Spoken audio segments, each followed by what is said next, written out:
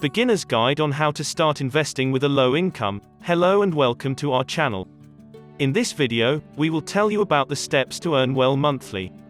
It may appear like rent, power bills, debt payments, and groceries are all you can afford when you are just starting.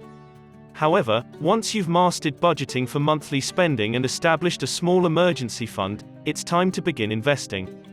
The problematic aspect is determining what to invest in and how much to invest.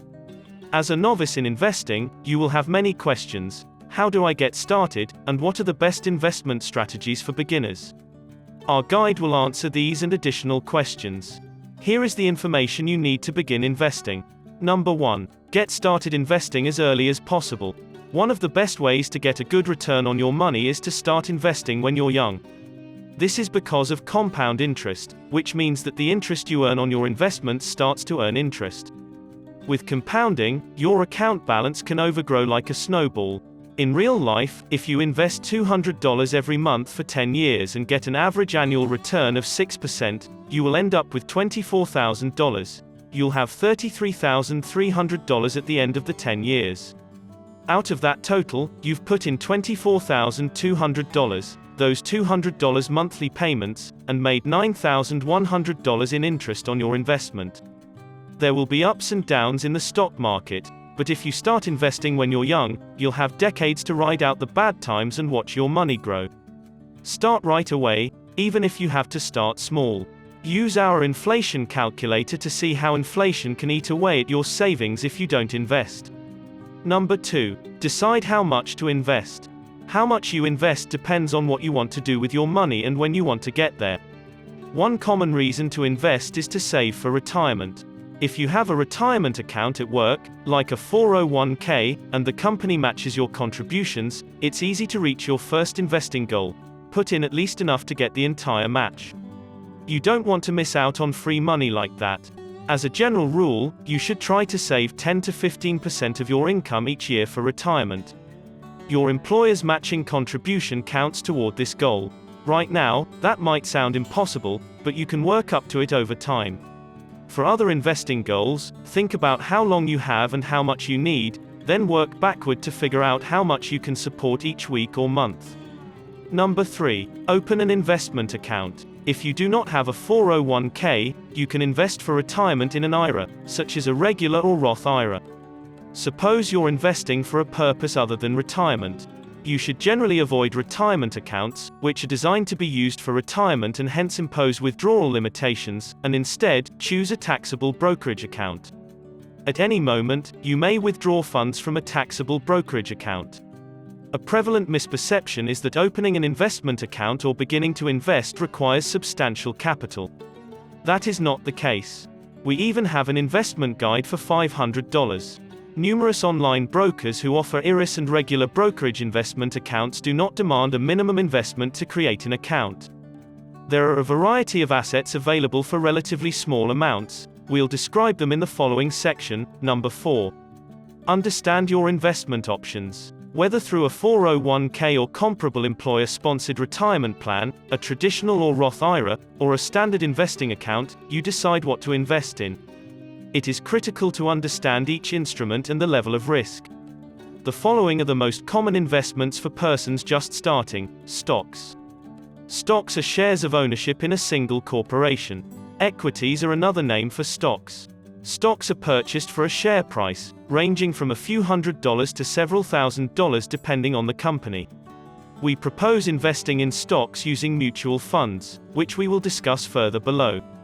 Bonds. A bond is a loan to a company or government agency that promises to pay you back in years. Between now and then, you earn interest. Bonds are usually less risky than stocks because you know exactly when and how much you'll get back. But bonds have lower returns over the long term, so they shouldn't be a big part of a portfolio of long-term investments. Mutual funds. A mutual fund is a bundled collection of investments. Mutual funds enable investors to bypass the laborious process of selecting individual stocks and bonds and instead acquire a diversified portfolio in a single transaction. Mutual funds are often less hazardous than single equities due to their inherent diversity. Index funds, a type of mutual fund, track the performance of a particular stock market index, such as the S&P 500, rather than being managed by a professional. Index funds can charge cheaper fees than actively managed mutual funds due to their lack of professional management. Most 401ks offer a curated range of no minimum mutual or index funds, although outside of 401k plans, these funds may demand a $1,000 minimum commitment. Number 5. Exchange-traded funds. An ETF is a group of many different investments like a mutual fund. ETFs are other because they trade like stocks all day and are bought for a share price. An ETF's share price is usually lower than a mutual fund's minimum investment amount. This makes ETFs a good choice for new investors or those with small budgets. Number 6. Pick an investment strategy. Your investing plan is determined by your savings objectives, the amount of money required to achieve them, and your time horizon. If your savings objective is more than 20 years away, such as retirement, you can invest practically all of your money in equities. However, picking individual stocks can be difficult and time-consuming. Therefore, most people's ideal approach to investing in stocks is through low-cost stock mutual funds, index funds, or ETFs. Suppose you're saving for a short-term goal and need the money within 5 years. In that case, you're better off keeping your money safe in an online savings account, cash management account, or low-risk investment portfolio due to the risk associated with equities. Here, we discuss the most excellent solutions for short-term savings. If you are unable to make a decision, you can open an investing account, including an IRA, through a robo-advisor. This investment management firm uses computer algorithms to construct and manage your investment portfolio. The majority of robo-advisors' portfolios consist of low-cost ETFs and index funds.